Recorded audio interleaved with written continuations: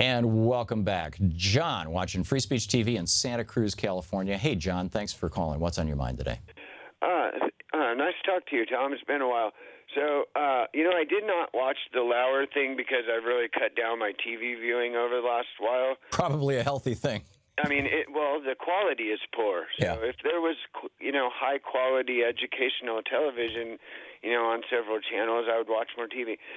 So what I did notice, I didn't watch the Lowry thing, but, Thom, I saw Donald Trump say the most scary thing I've seen him say on television, and just waiting to see, reaction in the paper on that. He said during a speech that he plans to unite the country under one God. Uh-oh. Yeah, it's the scariest thing I've heard him say. Thor or Odin? I mean, good question. And so the point is, Lucifer. I wonder if he realizes that one of the central tenets of the United States of America is that the freedom that we have is the freedom to worship the God that we choose.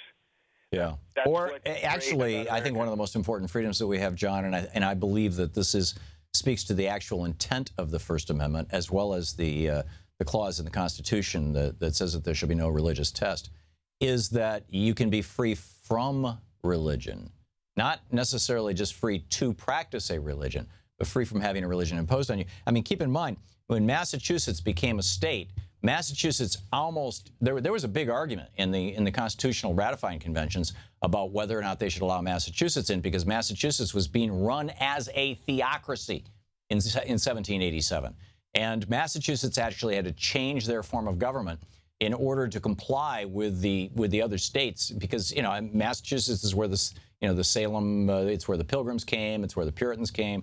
It was this hotbed. I mean, you had to pay taxes to the churches. If you didn't go to church, there were police who came from door to door, and they would roust you out, and they'd put you in the locks, in their stocks, excuse me, if you didn't show up for church. And I mean, they were actually murdering women in Massachusetts as witches.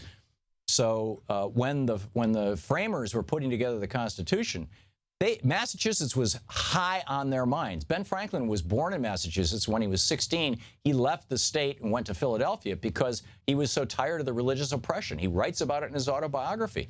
I absented myself from their Christian assemblies. And, wow.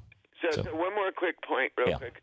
I really think one of the things that's happening here is I don't think that the people that have pushed Trump up in the polls are the people who have elected the presidents over the last we've made some mistakes, but we didn't have great options. But the point is, I don't think policy-type people who pay attention to what's going on in the Supreme Court, who pay attention to what bills are on the table in the Senate and the Congress, I don't think that the people who have been making the choices of who's going to lead in the country are you think the polls are wrong? That are going to vote for Trump. I think those are the people that have been sitting on the sidelines for the last 20 years, and they're pissed. Yeah, I get what you're saying, John, and I think that the polls are wrong too, only for a different reason. I think that there are a lot of people out there who have not voted before, who are registered or who very rarely vote, who are not showing up in the polls, who are the Joe Sixpacks of the world, who are going to come out and vote for Trump. I think this thing is going to be a hell of a lot closer than anybody thinks.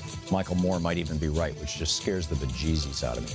John, thanks for the call. Great to hear from you. Thanks for watching Free Speech TV. It's 20 minutes past the hour. We'll be right back.